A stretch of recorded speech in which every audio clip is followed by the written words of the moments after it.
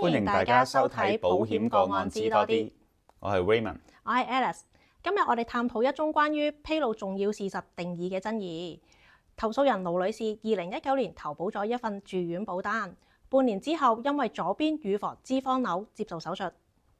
保險公司喺索償期間發現，投訴人喺投保前2年曾經因為右邊乳房痛而求診，投保前2個月亦都因為胃炎而就醫。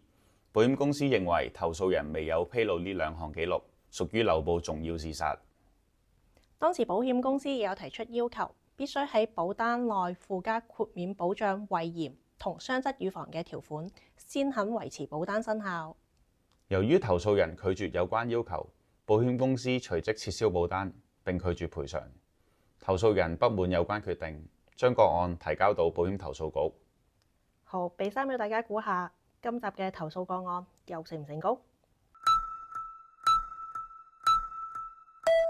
投訴結果係成功嘅。Raymond 啊，今次成功嘅原因又係啲咩呢？今次個案投訴委員會審視嘅期間，諮詢咗3位名譽顧問。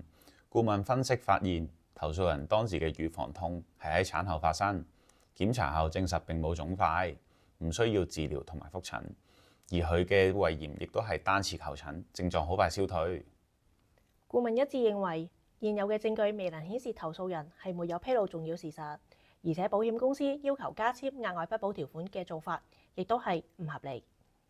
經考慮專業顧問意見之後，保險公司決定撤銷保單嘅決定，之後亦都向投訴人作出賠償。呢個個案反映出保險公司喺判定重要事實時，係必須具備充分嘅醫療理據。如果大家對投保時嘅披露責任有任何疑問，歡迎留言 inbox 俾我哋。今集保險個案知多啲就嚟到呢度啦，下集見，拜拜。